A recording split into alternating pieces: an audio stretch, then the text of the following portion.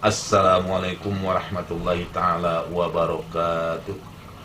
Alhamdulillahi rabbil alamin. Wassalatu wassalamu ala asrafil anbiya'i wal mursalin wa ala alihi wa sahbihi ajma'in. Asyhadu an la ilaha illallah wahdahu la syarika lah, wa asyhadu anna Muhammadan abduhu wa rasuluhu la nabiyya ba'da.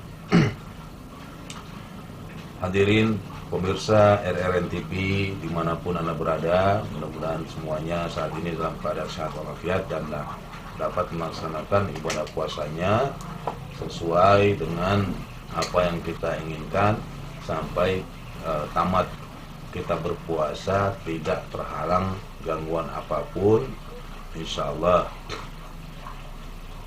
Lalu selanjutnya,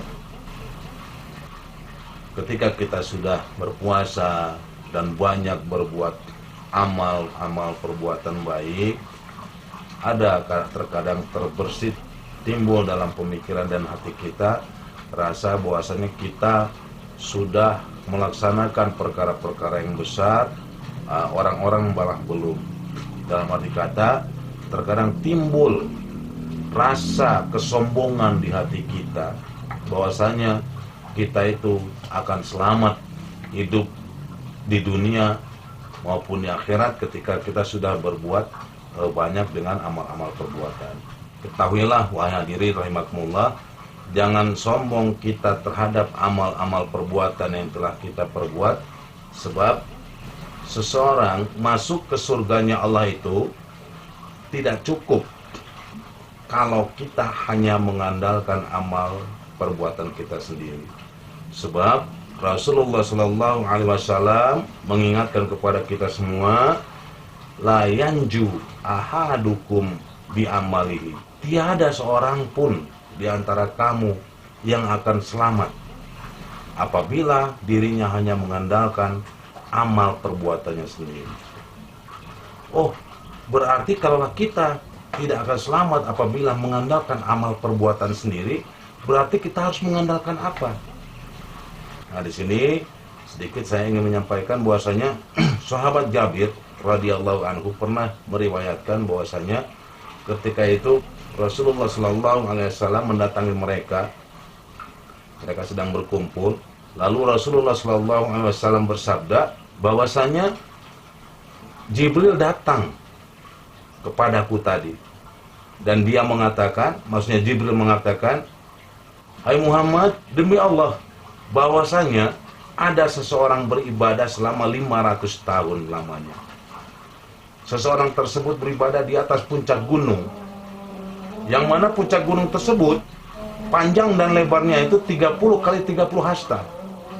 Kalau di ukuran kita saat ini 30 kali 30 hasta itu sekitar 13,5 atau 14 meter kali 14 meter. Ya tepatnya sekitar itulah kalau kita tarik ke meter. Yang mana puncak gunung tersebut yang puncaknya seluas 30 kali 30 hasta itu dikelilingin oleh laut. Nah, lautan tersebut luasnya setiap penjuru, berarti kalaulah kita 8 atau 4 penjuru, setiap penjurunya itu luasnya itu 4000 parsah. 4000 parsah, satu parsahnya itu sama dengan 5541 km, kalikan aja sendiri nanti. Berarti luas. Berarti kalau kita bayangkan, ini di lautan yang luas, di tengah-tengahnya itu ada pulau kecil, lalu ada puncak gunung itu seluas 30 kali 30 hasta. Nah, disitulah seseorang itu beribadah selama 500 tahun. Nah, di bawah gunung tersebut itu ada mata air yang jernih keluar. Kalaulah dibahasakan dalam hadis tersebut, air jernihnya itu ada sejari besarnya itu, yang beliaunya minum dari air tersebut, berwudu dan bebersih juga dari air tersebut. Nah, di samping mata air itu ada pohon delima, yang mana pohon delimanya itu tiap hari berbuah. Nah, ketika sore hari, ketika seseorang ini turun gunung berwudu, lalu beliau memetik buah delima dan memakannya. Setiap hari seperti itu, setiap hari seperti itu. Nah, lalu setelah berwudu, seseorang itu sholat atau beribadah kepada Allah Subhanahu wa Ta'ala, lalu berdoa, yang mana isi doanya, ya Allah, matikanlah aku nantinya, salah satunya dia, matikanlah aku nantinya dalam keadaan sujud kepadamu ya Allah. Aku ingin nanti ketika hari akhir kiamat telah tiba, aku dibangkitkan nantinya dalam keadaan sujud. Maka dikabulkanlah permintaan orang tersebut, yang sehingga seseorang tersebut ketika dicabut nyawanya oleh Allah Subhanahu wa taala dalam keadaan sujud dan tidak tersentuh oleh tanah. Kalaulah di dalam persepsi kita berarti di atas sejadah dan tidak kena tanah. Dalam keadaan seperti itu beliau dicabut nyawa. Nah, oleh karenanya ketika para malaikat naik turun, ya, maksudnya naik turun itu kan ke bumi, ke langit. Nah, para malaikat itu menyaksikan seseorang yang tetap sujud ketika dia wafat sampai hari akhir nantinya. Lalu Jibril mengatakan, kami temukan takdir dirinya di Lauhil Mahfuz, bahwa ia kelak dibangkitkan di hari kiamat dalam keadaan sujud dan diajukan kepada Allah Subhanahu wa taala. Firman Allah, masukkanlah hambaku ini ke sorga karena rahmatku, kata Allah. Lalu seseorang ini menjawab, melainkan karena amalku semata. Dalam arti kata, seseorang ini berprotes, ya Allah, masukkan saya ke sorga karena amalan saya, bukan karena rahmat. Lalu Allah Subhanahu wa taala mengabulkan, silakan kalau begitu, timbang semuanya hai malaikat, amal perbuatannya, amal kebaikan dianya dari awal sampai akhir hayatnya, timbang semuanya. Nah, ternyata setelah penotalan selesai, setelah ditotal amal ibadahnya semua ditotal semuanya, lalu nikmat-nikmat Allah yang diberikan kepadanya juga ditotal, ya, ditotal semuanya. Setelah selesai penotalan barulah ditimbang oleh para malaikat. Amal seseorang tersebut semuanya ditumpuk dan nikmat-nikmat Allah ditumpuk di sebelah yang lain untuk ditimbang mana lebih berat. Nah, lalu selanjutnya amal ibadah seseorang tersebut dengan matanya ditimbangkan.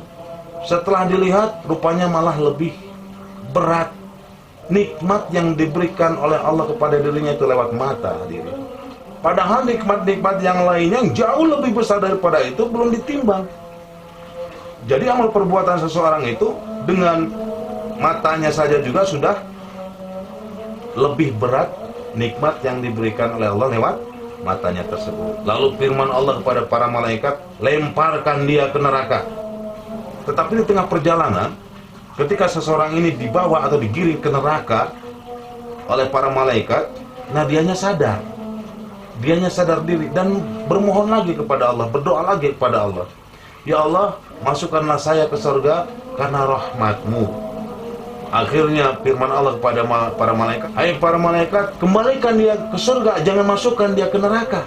Lalu ditanyakan kepada dirinya, siapakah yang menciptakan kamu dari tiada? Jawabnya, Engkau ya Rabb, Engkau ya Allah yang menciptakan saya. Lalu hal penciptaan dirimu itu karena amalmu atau karena rahmatku, kata Allah. Karena rahmatmu ya Allah. Siapakah yang menguatkan kamu sanggup beribadah selama 500 tahun? Jawabnya, Engkau ya Allah. Hal itu terjadi karena amalmu atau karena rahmatku, kata Allah. Karena rahmatmu ya Allah. Lalu selanjutnya Allah Subhanahu wa taala berfirman, dan siapakah yang menempatkan kamu di puncak gunung, yang sehingga di bawah gunung tersebut ada mata air yang dapat menghidupimu, dan ada di sebelahnya pohon delima, yang mana pohon delima itu bisa kamu petik setiap hari buahnya. Padahal menurut secara adat, menurut hukum adat, buah delima itu kan berbuahnya itu 1 tahun sekali. Ini tiap hari kamu mampu menikmatin, kamu bisa kenyang dengan memakan buah delima itu. Dari siapa itu? Dari Engkau ya Allah. Nah, hal itu terjadi karena amalmu atau karena rahmatku, kata Allah. Karena rahmatmu ya Allah. Lalu engkau berdoa minta mati dalam keadaan sujud. Hal itu bisa terjadi karena siapa? Karena Engkau ya Allah. Hal itu terjadi karena amalmu atau karena rahmatku, kata Allah. Karena rahmat darimu ya Allah. Nah, hal itulah hadirin rahimakumullah yang terjadi. Rupanya kalau kita mengandalkan amal ibadah, seseorang tadi digambarkan 500 tahun, bayangkan, terus-terusan beribadah, tidak pernah berbuat dosa, hanya ditimbang dengan matanya saja, kalah amal-amalnya. Oleh karenanya, semua harapan kita hanya rahmat dari Allah Subhanahu wa Ta'ala. Lalu selanjutnya, malaikat Jibril menambahkan, sesungguhnya apapun yang terjadi di dunia ini, semua itu karena rahmat dari Allah Subhanahu wa Ta'ala. Nah, begitu juga dengan kita di sini. Kita saat ini masih mampu melaksanakan ibadah puasa, masih mampu melaksanakan amalan-amalan yang lain.